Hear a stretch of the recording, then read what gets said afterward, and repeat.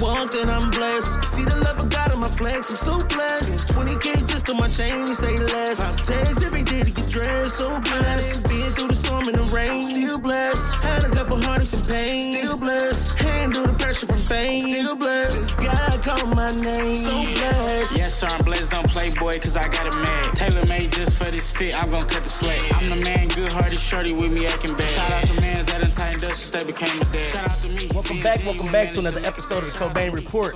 I am Rock Cobain, this is T-Mail. Seasons on the road, but you know the vibes. Today we have a very, very special guest. We have a couple guests in the building. Actually, we have a season regular, my boy Woodrow. What's up, Dro? What's the deal? Welcome back for your third episode in the first season. I'm glad y'all had me, man. I appreciate it. No, for sure. And for this Y'all going crazy.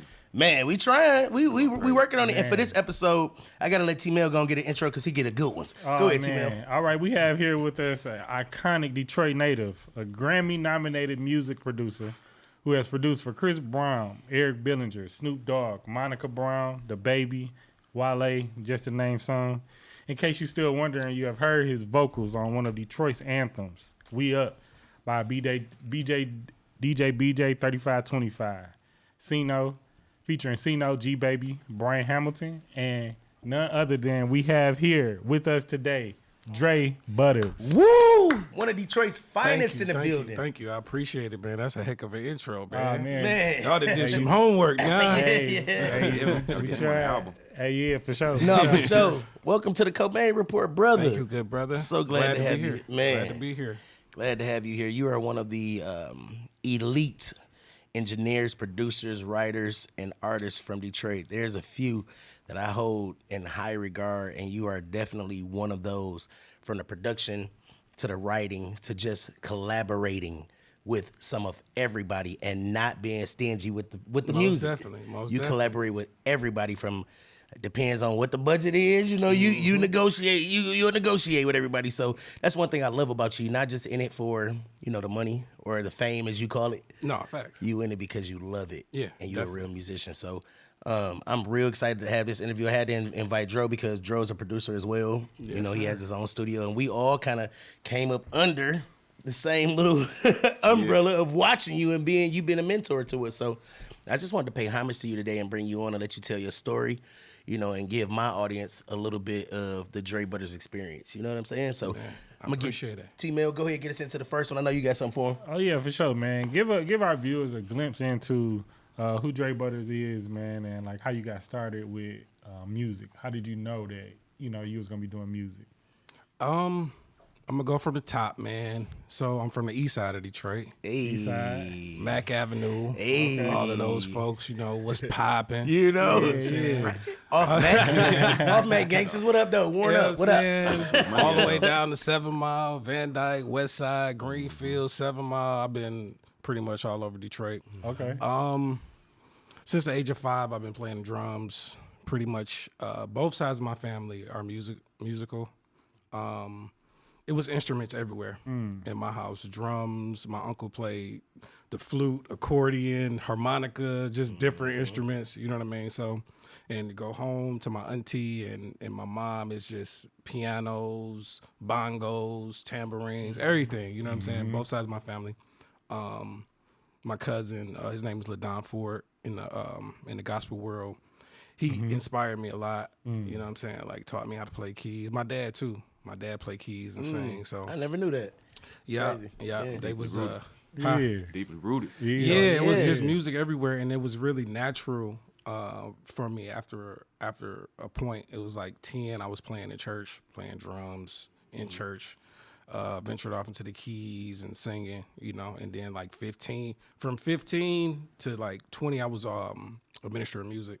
Just in church. So it was like I was getting paid. What do I always say? You know what I'm saying? From church kids. Yep. And it was a blessing because you just, transferring over to recording and producing full time. It was like I was already making money from music, so I seen the possibilities. Yeah. You know what I'm saying? It's still a long way to go. You know what I mean? But it's possible to make money off of what you do. You know what I'm saying? Off of what you love to do. So that really inspired me, man. Man, I don't know why a lot of kid drummers, why we start off like on pots and pans. Oh, You know, yeah. I seen you said, you did a lot of, practicing on pots and pans early. You know. Were you encouraged during that time, or like very much encouraged, man. Like like I said, my whole family was into it. So my mom never complained about the sound. Nice. And that matters. Days and nights. Nice. She encouraged me, you know what I mean? She encouraged me and helped me to cultivate, cultivate the gift, Nice. No, I think that I honestly feel like having your mom allow you to make the noise in the house, it goes so much further in your career than having a mom or a parent who's like, nah, y'all too loud or whatever, right? No, because facts. you really can go that extra level and really work. Like, I remember my mom let me put a drum set in my house on Algonac when I was like 17, and my mom hated that shit. You know what I mean? But I can only imagine. bro, because I used to be smashing them bitches, bro. And she hated that shit. And the cymbals used to tear up the wall. Like, she really just hated the shit. But she let me do it because she encouraged the gift. She knew she saw something in me. Ooh, encouraged the gift is a fire. You know what I'm saying? Like, she literally, she knew that, bro. Like, from early on, she just knew that it was going to be something that had to do with music, bro. So, I didn't even know you was a drummer. I thought you started out as a church organist and then just went on in music. I didn't know you was a drummer, too. Yeah, drummer. We got that in common, too. I played at Faith Clinic. Faith Clinic. 19, I think I was 19, something like that. 19 to about 25 over there with Fernando Do. Shout out Fernando Do. Fernando. He used to Fernando. He used to date my auntie Riri. Fernando Do used to be at my house on Mac in Fairview. He used to date my auntie Riri. Mac. I swear to God, Fernando Do. Shout out to Aunt. Talk about you being young and coming up with the music and being encouraged, or how did they go in your household when you told them that you wanted to kind of switch over to do music? Oh, they was hating on me. For one, I'm the only person that do music in my family. Like, it's probably more now, but like growing up, it was literally just me. Yeah. And I started late. I didn't start till like I was like 18, 19. Yeah. I grew up playing basketball. I went to college, and then I kind of ventured off into music, and I fell in love with that shit. So, But you see how we got two different experiences here? But both these niggas like, I'm not giving it up. I don't care what nobody say. I'm going to do that, and this is what I want to do in life. You know what I mean?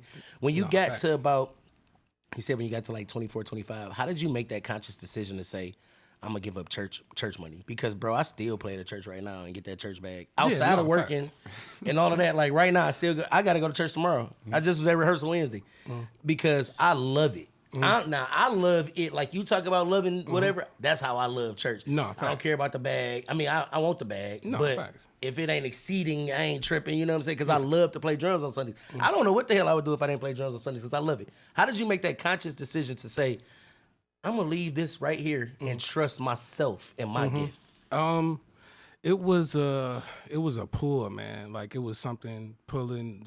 It was like, I studied so much engineering and producing, and I wanted to stay up on Saturday nights later. You know what I'm saying? So I had to go to sleep, get up, go to church. You know what I'm saying? And I was like, it was just, some other things too. You know how when we in church, we see, and we can't put this on all churches or.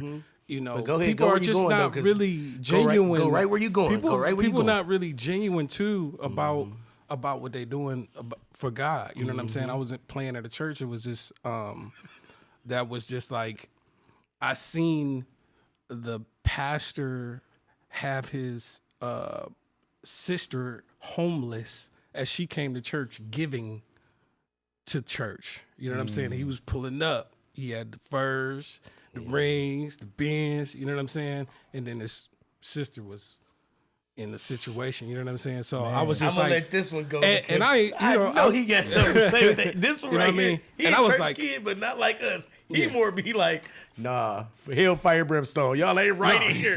I'm kicking the table over. He this nigga, that's it. Yeah, because I just think it's more so about like your heart, man. It's your heart, and if you're a good person, because like you said, you got people that are leading churches, you know what I mean? And that's the kind of heart they got. You know, your sister is, homeless or whatever. I was somewhere, and it was a well-known you know, preacher in the city. He actually was on that show before that, Preachers of Detroit. Bullocks? You talking about D Bullock? Nah, I'm not gonna say his name, but Yo, I call names on it. You D serious? Alexander Bullock? serious? What you talking about? Yeah, nah, I'm like, Cobain. yeah. But this guy, man, he was in the bank and he had probably, cause he had it in his hand, you know, like so it wasn't like you couldn't see it. Man, it was probably about $15,000, right? People coming in and they recognize him because he is well known, and they bowing to him and kind of like giving him his praise, and he looking at them like he never seen them or he don't know them, and I'm pretty sure some of these people may attend his church, and I'm thinking to myself like, man, like this is the type of people that we got, that's That sound like some Marvin Wine and shit. What they after is, yeah, it seems like what they after is what he got in his hand versus like actually touching the people, because the people right here, they trying to socialize with him. It ain't like they in church or anything like that. They at the place. It's a place of business, but they just happy to see him. When your congregation gets so big though, bro, you kind of miss out on a lot of people. I mean, and a lot of them don't make the attempt to actually stay later. You gotta, some of them that'll, they'll meet you at the back door and do the Episcopal wave and handshake, and but that real introspective time to learn and know your members, that kind of go away when you leave that small church mentality. You know what I mean? I played them both, and I think that after you get to a certain, I done seen them just like church over, he just go straight to the office. They don't come back out. Associate minister come let church out, and that's just it. Because they're there, like we said last week, they're there really to see they entertainment. And the Rev is who they want to see. That's the entertainment value. Yeah. That's who they're there for. They ain't there for God. A lot of them just want the show, bro. It's literally their Sunday entertainment. This is a part of their life and their lifestyle. Sundays we go to church, then we go to eat as a family, and this is just tradition, what they've done for years. But it kind of started back on the slavery vibe, right? When they would make us all get dressed up and go on Sunday morning and go get sold. It's just tradition, dog. It's like, I don't. This just transition. When you go into that religious bag with me, I can go into the religious bag with you because I literally, me and this fool been in church a long time. No, so tell me, man. Like I seen somewhere you said growing up where, you had humble beginnings. You felt like you was poor, right? And with you growing up in church and having that feeling at the same time, and like I know at times you probably prayed, and just wonder like why you may have been in that situation. With that, like, how did you manage to stay out of trouble, when you was going through those struggles? Because, people tend to get in a lot of trouble when they're going through stuff like that. Yeah. Well, I did get in trouble. Okay. It's just that God saved me. God kept me out of the, out of the way of the law. And, you know what I'm saying? Things like, I'm not saying nothing terrible I did, anything terrible, but I'm saying, like, it wasn't easy to like mentally be like, oh yeah, I'm just gonna keep the faith in God. It's like a thing. Like I came to grips with that God was calling me. You know what I'm saying? And then to understand the story of Job. Oh my God. All of these things, as a kid listening to those messages, they come back. The Bible says that raise up a child in the way he should go, and when he's older, will not depart from him. And things began to come to me, and I understood that going through the trial was to get me to go in another direction. You know what I'm saying? So, I really walk with God, man. Like, hey, I'm gonna trust you. I'm gonna trust, because it's not gonna hurt. To trust you is gonna hurt. Either it's gonna hurt not to trust you. You know what I'm saying? So. Things just became clear to me, man. Like, first of all, the decisions that we make ourselves, you know what I'm saying? Sometimes we blame outside situations. Yeah. You did this and you did that, and we forget that we made decisions alone, that we made decisions to partner up. We made decisions to, that put us in those predicaments too. So taking responsibility for me, you know what I'm saying? My decisions helped me too. Accountability Accountability yeah. is a big Yeah. factor in everything. No, facts. Man.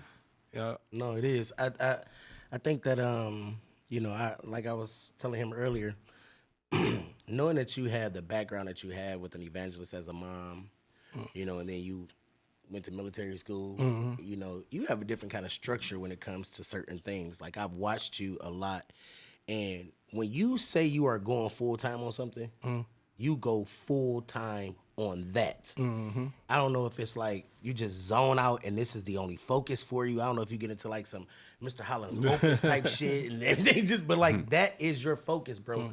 Where did that come from in you to be able to have that drive and that focus like you do, bro?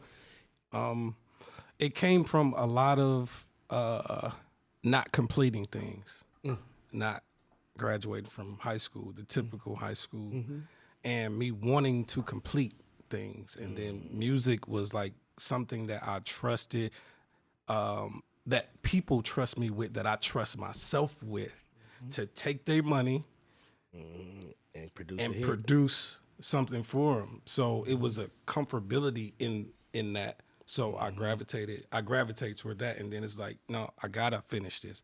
I gotta do this, because it's just a lot of, you know, it comes with, you know, the striving for success, starting something and not being able to finish it, not being true to ourselves, not being disciplined. You know what I'm saying? So I try my best to be disciplined when I say something, when I start something.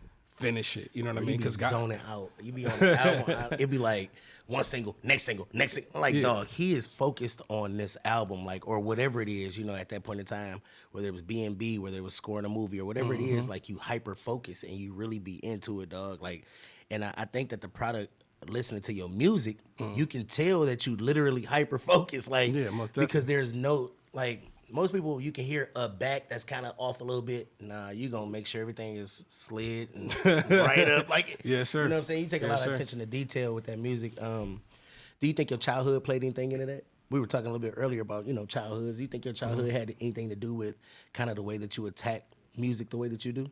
I couldn't say that. We could say that because my cousin is a perfectionist, and I kind of picked that up from him. We know when something is messed up. I'm talking about everybody, even just in our life. We know we can what to do to straighten this out. So yeah, I do transfer that over into the music too. Like, hey, this is in my control to get this. You know what I mean? To be great. So taking my time and really listening and really just putting in the work. That's definitely my mantra, or whatever you want to call it. Like, just my thing. You know what I'm saying? Yeah. What you got for him? Man, listen. So I seen you had me come up. You had me come up with something, man. And this is gonna be for everybody. So you had me come up with something, and I'm gonna call this segment "Bad Trips," right? Man, tell us, man. You had me laughing and telling somebody about this 6-day bad trip you went on, man. Talk to us about the popcorn story. What's crazy? What's crazy is y'all are digging, man. Y'all serious. We do our homework on this show, bro. We do not play around. So I was out with on tour with Mr. B&B. Shout out to Mr. B&B. Peanut was popping. Man, and we were on a college tour, and we were in Alabama. And I was like, man, I need a drink. You know, he always on me like, you don't need that drink. You need to be able to do this any given moment. So one of my homeboys came, was like, man, I got this popcorn, sweet popcorn. I was like, all right, cool. I'm gonna just get a couple of these kernels. And then it turned into me eating the whole bag because I forgot. Crazy. And I was hungry. Crazy. And Unc say this is my best performance ever in life.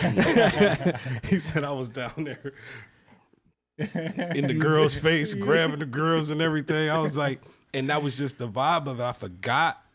And then when we went to a gas station, man, it hit me like a ton of bricks, bro. I was like, I was like, everybody's out to get me. I gotta get out of here now. So you had a T-Pain moment, bro. I took off for the hills, bro. They had to come get me, calm me down. It was, and then everything seems so real though, but I thank God for going through that because it made me understand the power of the mind, power of the mind. And a guy that I was with on tour with us, he's a Muslim. He said that I quoted an entire chapter out of the Quran, word for word, and I've never read it a day in my life. Word. Yeah. And it made me understand the field. It's a field of consciousness that we all you know what I'm saying? You tap into those things, and then hallucination is a part of it too. All of that, but it was 6 days. I went to the hospital. They said I denied treatment. Everything was against me. Everything was against me. Everything was against me, bro. I'm talking about everybody knew. He was cooked. I don't care what person it was. It was like, everything formed into one thing. You know what I'm saying? Was high. Yeah, it was crazy, man. So where you say you got that popcorn from? Because I need to take I need a weekend. I need a weekend where I feel like a time machine. What's that? You want to go on his journey, his spiritual journey. Yeah. But look, speaking of that, right? A lot of these religions do be saying though, when they get high like that, they be in a whole different world tapped in. Not normal Christianity. Go ahead, I know you got some stupid shit to say. I see it on your face. Go ahead, get it out your system. I wasn't even gonna say no. I'm listening. Go ahead. Tell us about your bad trip, Woodrow. You ever had one? All right. Damn. Don't forget that so hard, Cap. Right there. This about. So this is about edibles, right? Whatever you want to talk about, because we know some friends that be on some powder now. Okay. My worst. There's really two. I got two. Okay. I'm gonna start with the first one. The first one, shout out my nigga Docious, man. Shout out my nigga Docious and ISO. Docious made some weed brownies. Oh my god. He made some weed butter. This is way back. It was new to me. I had never even known about edibles at all. So he was in there like, yeah, nigga, watch this. You know what I'm saying? He made some brownies, not knowing I love chocolate. Oh yeah, you do. You just got a whole and I ain't even eat today. Yeah. So he made the brownies or whatever. We had some girls come over.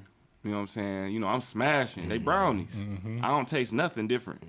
I ate like 9 of them. I was only supposed to eat half of one.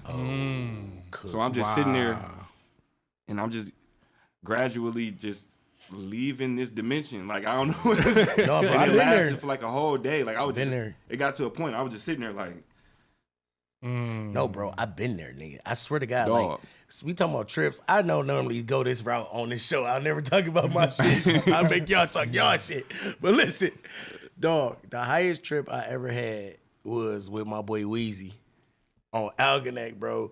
This was back in the days when you could get $5 double stacks and $10 triple stacks. This is those days. Oh, man. Bro, we took one bean, popped it in half. This is back in the days when I was doing 2 days sober rock star shit, 20s, right? I was like 24, 25, some shit like that. So we popped the bitch in half. He took half the bean. I took half the bean. Bro, all I remember is being on some like stepbrother shit with my face on the damn stairs. Just standing up. He like, bro, why you laying on the stairs? I'm like, I don't even know. I don't know why I'm just laying on the stairs with my face, like standing up, laying down, nigga, at the same time. Like, I think everybody who's a musician, bro, has had a trip or two when it comes down. Because it's like, music, it's a gateway drug itself. Mm-hmm. You know what I'm saying? You getting a vibe, and you be like, I'm about to smoke a blunt. I just made a banger. You know what I mean? No, like, facts. That's what got me started. It's its own little gateway. Go ahead. That's what got me started. Music. You know what I'm saying? When I really got in that studio, I was at Rough Dog. Mm-hmm. That's when I started smoking. Get cooked. You know what's funny? Bringing up Rough Dog, I want to talk about somebody who you used to be with all the time. I want to talk about the transition in labels. I watched you be affiliated, I think, with 3 different labels.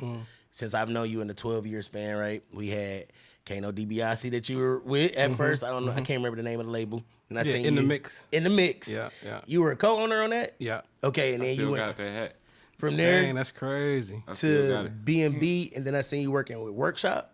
Yeah. Okay, so tell me about the transitions, I guess, of going from indie and your own to kind of moving up the chain and all of these different labels that you've, these 3 that are popping. Well, we were, in the mix, we family, you know, family to this day still. And we were just going and creating and working with different artists.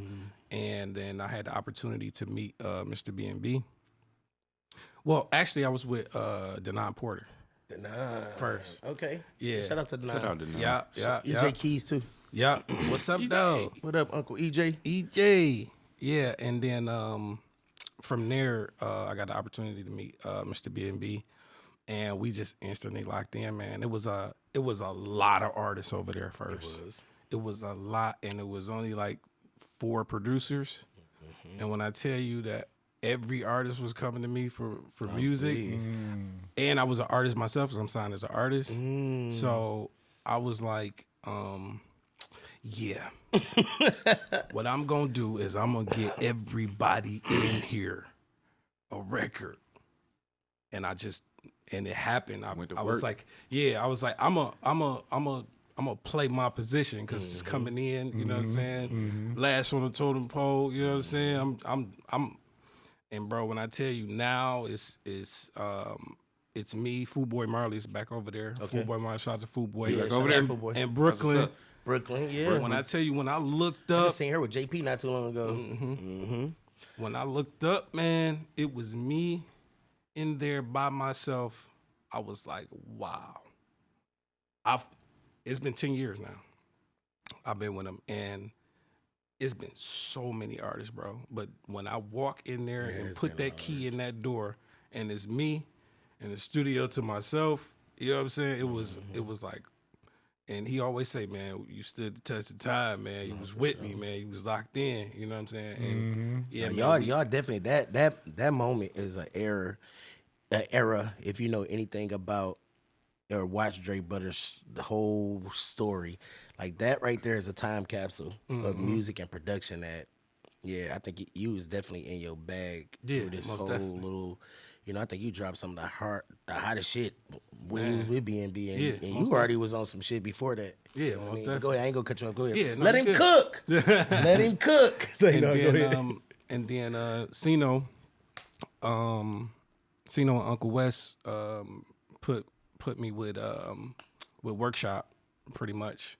And shout out to Che Pope, man. He a legend, man. Worked with some of the greats, you know what I'm saying? So from Kanye to 2 Chainz to just Dr. Dre, you know what I'm saying? Some of everybody. So it was nothing like in paper or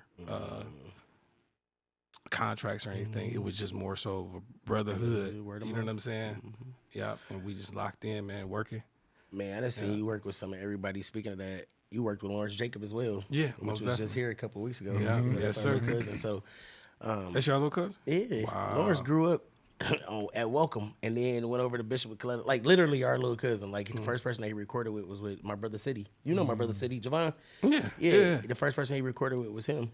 That's crazy. I didn't put together that He Charles came was through the brothers, whole man. boot camp, and he What? me and City. Don't nobody ever know me and City brothers. That's the craziest thing, because we That's look just alike. crazy. But no, we 2 different niggas for sure, in Jesus' name. But but look, bro. Name me some of your influences in this music game, bro. Your sound goes from gospel, hip hop. I think I even heard you do a country record. Not too long ago, you did a pop record. There was another pop record that was crazy that you dropped during COVID that went stupid, where you was like in front of his house and the video was crazy. Your videos is always nuts too, bro. And then you always be dressed like, dog, you are smart when it comes to marketing in your videos, bro. Everybody else would be dressed hip hop and shit. He have on a tuxedo, like, nigga, I'm the real, like, I'm the orchestra man. I'm the real nigga. I'm the leader. Dre of this. Butters is the Detroit Will I Am. Man, appreciate you, brother. That's a / compliment. for real. And both of those guys, No, I look up to, man. Definitely. One. Who's some of your influences? Those 2 guys. To start with. Yeah. I don't want The Dream. Okay, I was about to say, I don't want producer T-Pain. influences. I want artist influences, bro. Yeah, Because you're an T-Pain artist, too. Yeah, I can hear. I I know can hear all of that in the music too. And I'm gonna tell you, Kendrick too, man. Because when I heard Swimming Pools, bro, when I heard that snare coming out of them speakers, when I heard that mix and them strings, bro, I was like, I gotta figure this out. I gotta be able to sit down in front of a session like this from top to bottom, produce the record, write the record, mix the record, master the record. That was my goal, to figure out how to do that at a high level. You know what I'm saying? I'm still learning every day. You know what I mean? Figure that out. And so on that, like with figuring it out, right? I like to ask the producers. I think you work with also Jupiter. Yeah, Drew. Yeah, Big Juke. I got a Shout out chance. to you there too. Yeah, shout out to sir. Jupiter. Jupiter's there too. Yep, I got a chance to ask him the same question as far as met like Juke through as a Jupiter producer, through Butters. as a producer, as you cooking up, how do you know when you hit that like sweet spot? You know, in the song where you just know like, man, this one gonna go. I mean, you talking about as far as it's gonna go, as far as like people gonna mess with it, or just where when you it's feel done? it. Like As far as like people gonna mess with it, you know, like because I can feel like when like I was telling you about how much I like the We Up, you know, I could feel like at some point it was like, man, you just knew like this gonna be one of those ones. Yeah, man, with that particular record, it was my birthday, the day after my birthday, and the morning is like my most creative time. Probably every human in America, As soon as but you wake up. yeah, it was like I just vibed, man. Just was vibing. It was just keys and the vocal and some drums, and then it just a couple days went by. I just kept adding to it. Then I took it to Ceno. He was like, "Oh, this is crazy, man." Got him on there and G Baby, and we all got together and finished it with Brian Hamilton, and it was cold. Yeah, it was just like it's just like a feeling, man. It's magic doesn't happen every time we do good music. Every time we sit down, we do good music. We do great music as producers and writers. We do good music, but I learned that magic is mad. It's a whole nother level of it. And it happens when you're doing it. You can't get the aha moment And that's what I thinking was about gonna it. say. You got to be in it. Yeah, you got to be Like living when the he moment. said, Yeah, when he you said, how gotta do you be know you're in in it. that sweet spot, or like when people gonna care? I would say, as a writer and producer myself, I don't give a fuck nobody else think. I gotta feel that record first. Like I know when I'm in that That's the sweet same thing I spot. would've said. I know when I'm in that sweet spot when I want to hear the record on repeat. Yeah. Fact. When Yeah, when that was I my want to answer. listen when to I it, get excited about a record. that's when I'm like, oh yeah, people going. and then the potential. I need some publishing because now. no, because then the potential would be like, okay, maybe somebody else gonna listen, or you never know when you got a hit, right? Because I did On Me and didn't have a clue it was gonna do what it, you know what I mean, was doing, because it was just another, I'm gonna talk my shit and just be Cobain. But you never know when it's gonna be like something like that. Sometimes, even half the time, We Up is half crazy. the time it be the song that you don't even care for, That be the one. and then somebody just, hey, what was that? What was that? Yeah. And then people just pick up on it, and that's like, I done had like 3 singles picked like that. It was my least favorite songs I was gonna throw away. Y'all This can have industry this. pick it. I ain't even gonna put this out. No, what you mean? No, So- facts. So You know what I'm so saying? you don't think even though I know all of them haven't worked, but y'all don't think that picking a sample, right? That sample that was already a hit, you don't think that like repeats a hit, you know what I mean? Like Not where all the it's time, almost 'cause we like a done heard cheat- niggas- No. we done heard- It can play a part, but it's some people that'll pick a hit sample and they'll have a hit beat. But And they if they ain't- say the right shit, it'll be a hit, but Yeah. they don't say the right shit. But some right, don't, right. bro. Because we done seen Yes. shit on Facebook where niggas be like, "I wish y'all stop fucking up these old good songs doing this bullshit to them because they not making hits out of them." So like a person like this one, right? Who he uses samples, but he'll sample himself or use whatever. He's more of a real musician. So a sample ain't really something that's like that ain't your first thing he going to. No, he going facts. to making a hit, and Facts. somebody else want to sample that shit. Facts. And You know what I Yeah, mean? that's where I'm at with it I'm too. about to sample your shit. Yeah, no, hey, and that's where I'm at, and that's why I create what I like. I do a lot of retro stuff, and especially now the releases that's coming out, a lot of retro stuff that I actually created my own vocals, sample myself, and sample the music, original music, because I understand that today it may not go here, but 10 years, somebody that's coming up gonna that hear knew about me, that was coming up as a producer, gonna go back to that, Yeah. and be like, let me sample that, and then Create he something with completely crazy. the hottest artist that's Yeah, out, and then you get a dump and check. then man, what I understand. So that's why I'm creating my own samples, original music now.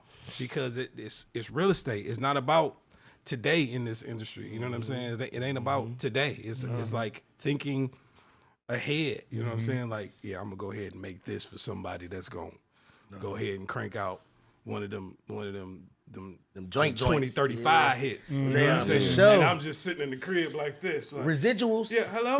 Yeah, we sampled your, what you call it? You be on the, it's dropping and what you call it? And we want to pay you to shut. Okay, thank you. That's what I did it for. Yeah, So, we just heard, so I got a question. Eric Sermon just did. Yeah, we just talked about that not too long ago. He's sitting there getting money on money for a record they did way back when. Yeah, he ain't even thinking about it. You Yeah, know what I mean? yeah. So yeah, I think that one thing I do want to know before we wrap it up and get on out of here. I know the vibes, bro. You often talk about people who do music for fame versus doing it for the love, right? Explain to me the difference in those two that you feel, the Dre Butters definition of the difference between those two, because you mention it a lot. I'm gonna say the fame to me is going with the wave and talking about what everybody else is talking about. You know what I'm saying? Because this is a hot topic, and I know that people gonna rock with this. You know what I'm saying? But we're innovators and thinkers. You know what I'm saying? And it's like we love to do things that hasn't necessarily been done. I mean, in a way, everything is kind of regurgitated in some way, the chords and the progressions, but just being outside of the box, man, thinking outside of the box, you create a love for just being able to think and being able to experiment, because a lot of times what I tell artists is in the studio, this is not iTunes, bro. They think that this program is like, no, you won't know until you hear it. Experiment. Be flexible. Yeah. Learn how to paint. Be free. Be more freer with experimenting, because take this part and put it over here. Yeah. Bring this back, and because people are like, oh no, I can't. They're really afraid to even hear it. You know what I'm saying? Anybody that has ideas that's in the room with you, you incorporate those ideas. You hear them. You got an idea? Okay, here, let's hear it. Let's do it. Let's hear it. Okay, cool, because that's going to lead you to another idea. One word is going to lead you to another word. That's how you build a hit. You feel what I'm saying? For sure. Do you think that you have found that you get a lot of pushback from artists, or do you think because of who you are, they just kind of trust you, or that working relationship, they just kind of trust you? I get both. Sometimes people want to come in and show you their talent. You know what I'm saying? So I go off the energy. You know what I mean? So if somebody is there, they want to let you know what they got, I let them, I strategically use my energy to use what they have, and then put together what my ideas are from there too, because I use everything. I don't leave nothing out. I'm using everything. You know what I'm saying? And then I'm just creating another edit. Hey, check this out. We can go back to that one, but this is my idea right here. Oh my God, that's crazy. That's crazy. Yeah. So I'm using everything around, you know what I'm saying? Even the energy, because you get energy that's overbearing sometimes. And, and then you get some people like, I don't care what you give me. Here go the money right here. Yeah, dude. Just giving me something. You know what I'm saying? And it's like, and they take off. They take off. Every time. Because they listen to you and they trust the sound. Facts. No, yeah. And I still include, their ideas too. Whatever, you know what I'm saying? Yeah. Outside of the Chris Brown and Snoop Dogg record, what was the one that shocked you that you got? And I know you have, bro. I know you didn't work with everybody, but what was the one outside of the Chris Brown and Snoop Dogg?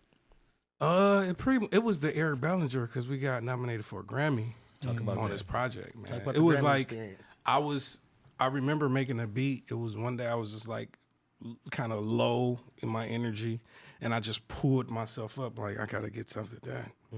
So I remember making a beat and just like I was like, "Damn, this is hard." Sent it to Jazzy Faye. And it was like a month later, he sent the record back. He said that shit like it was regular. Yeah. You know what I'm saying? He said that shit like it was regular. I just sent it to Jazzy Faye. You know what I'm saying? Light work. How did you hook up with Faye, man? Prevail, man. Shout out to Prevail, man. Prevail. I ain't heard that name in a while. Yeah, Shout out man. to Prevail. Prevail's mogul, man, for sure. He linked me with Jazzy, man, and Your talent did the rest. yeah, man. Yeah, man. We locked in and went crazy because it was just one of those things. That's another like, era. He was that was a crazy work. Yeah, because he worked with the Dream too. That So- Jupiter and Jazzy era was nuts, No, bro. facts. I ain't gonna hold you. Super facts. I'm You talking about. Dream yet? No, It's coming. That gotta happen. It's no, coming. Facts. No, it's coming. Happen. No, Sorry. facts. It's coming. He keeps saying the name. Hey, too much. Dream. It's coming. He manifested it right now. It's coming. No, facts. No, it's coming. So we're gonna get this episode wrapped up. Let me see if the GOAT over here has one more thing you need, because I know I've been hogging this interview because I'm a fan. Right. Oh, man. You know what I'm saying? I want, like I was telling him Appreciate outside, bro, from your parenting, being a father, the way that you always putting K Butters and Baby Butters and K Mama Butters. Butters, Dre, what's popping? You know, yeah, I got always- a new one on the way too. Oh, look, Baby Butters. Another one. A little margarine butter on the way. It's like, His name is actually Music dope. With a Q? Nice. with the Q. Yeah. That's Yeah. fire. Yeah, that's July dope. 14. Music legend. Coca. Congratulations. Good. man. Congrats, bro. Thank you. Cancer. I hope you push on over to this Leo energy. But go ahead, T-Mill. I know you got. Go ahead. Nah, you covered everything, man. Everything all Thank good. you, Yeah. thank you, because I took this interview myself. So we're gonna give everybody one round and tell them where to find you guys at, what you working on. I know Woodrow, he's gonna be here, so y'all know what he working on and stuff. But go ahead, Wood. Let him know everything. You can find me on social media at The Real Woodrow or Woodrow the Entertainer. I got new videos out. I'm an artist, producer, engineer, songwriter, actor. I do all this shit. Stop playing with me. Yeah, and he got them braids. What is it, the braids? I've been talking about them braids for 10 years. They ain't even braids. You can't even grow braids. That's what I be talking about. I'm These jealous is of the braids braids. this time. Go ahead, T-Mail. Yeah, check us out on YouTube, The Cobain Report. Continue to like, comment, subscribe, share it.